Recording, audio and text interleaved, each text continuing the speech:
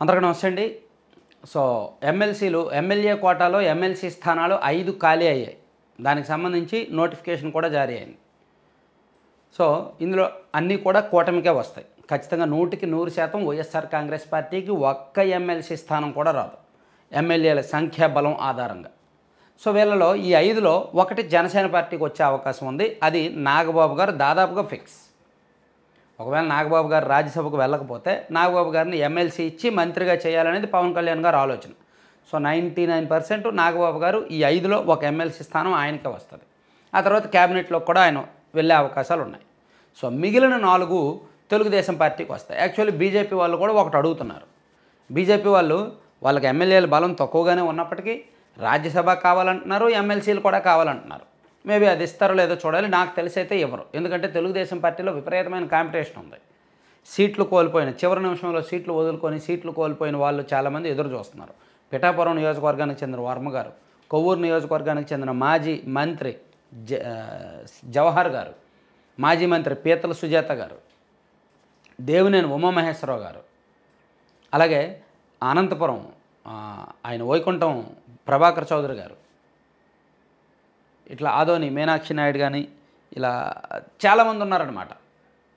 So Thamballapalle Shankar Yadav గారు and అంటే పేర్లు చెప్పుకుంటూ వెళ్తే దాదాపుగా 25 మంది నాయకులు ఉన్నారు. కొంతమంది సీట్లు కోల్పోయారు, కొంతమందికి పార్టీ సీట్లు ఇవ్వలేదు. వాళ్ళు పార్టీని నమ్ముకొని ఉన్నారు. సో వీళ్ళ మధ్య ఇప్పుడు విపరీతమైన కాంపిటీషన్ ఉంది. విపరీతమైన పైరువీలు లాబింగ్లు నడుస్తున్నాయి. అయితే ఒకప్పుడు అంటే చంద్రబాబు గారి చేతిలో డెసిషన్. చంద్రబాబు గారిని కలిస్తే అయ్యేది, ఆయన చుట్టూ ఒక క్వార్టరీ ఉండేది. ఆ క్వార్టరీ దగ్గరికి వెళ్ళి ప్రసన్నం చేసుకోవడానికి లాబింగ్లు చేసేవాళ్ళు.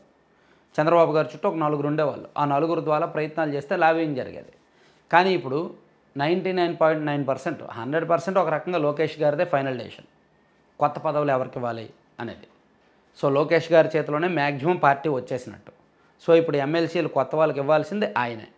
సో లోకేష్ గారు కొంచెం ఈ పాత తరం వాళ్ళకి కాకుండా కొత్తగా న్యూ జనరేషన్ వాళ్ళకి ఇవ్వాలనే ఆలోచనలో ఉన్నారు. అందుకు ఆయన కొన్ని పేర్లు ప్రపోజల్స్ అయి రెడీ చేసుకున్నారు. తనతో పాటు లాస్ట్ 5 ఇయర్స్లో ట్రావెల్ చేసి తనతో పార్టీ కోసం తన మాట ప్రకారం పార్టీ కోసం ఖర్చు చేసి బ్యాక్ ఎండ్ వర్క్ చేసిన తన టీంలో కొంతమంది ఉన్నారు.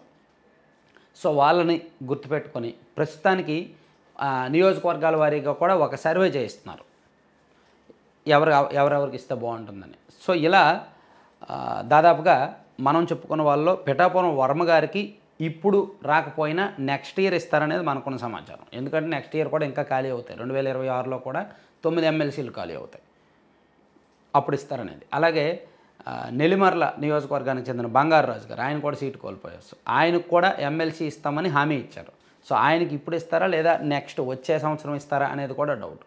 ఆయనకు ప్రస్తుతానికి మార్క్ఫెడ్ చైర్మన్ ఇచ్చినప్పటికీ ఆయన పేరు కూడా పరిశీలనలో ఉంది.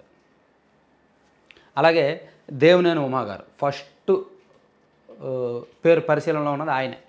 ఎందుకంటే ఆయన పార్టీలో సీనియరు, ఎప్పటి నుంచో నమ్ముకొని ఉన్నారు ఇట్లా. అలాగే బుద్ధా వెంకన్న గారు, ఆయన కూడా ఎప్పటి నుంచో ఆయనకు సరైన అవకాశం రావడం లేదు. సో ఆయనకు కూడా చూస్తున్నారనమాట. ఇలా చాలామంది ఉన్నారనమాట. అయితే ఇప్పుడు వరకు పదవులు చేసిన వాళ్ళు కాకుండా ఎమ్మెల్యేలుగానో మంత్రులుగానో రకరకాల హోదాల్లో పనిచేసిన వాళ్ళు కాకుండా కొత్త వాళ్ళకే ఇవ్వాలి అనేది ఒక ప్లాన్ ఉందన్నమాట.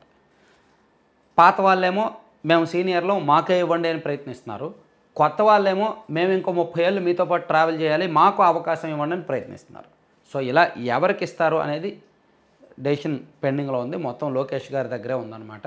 సో ఈ 4 కోసం 20 నుంచి 25 మంది ఎదురు చూస్తున్నారు అనేది అయితే మాత్రం వాస్తవం. సో మనకు తెలిసి అయితే పలానా పేరు అనేది ఖచ్చితంగా చెప్పలేం, కానీ చూద్దాం. Thank you.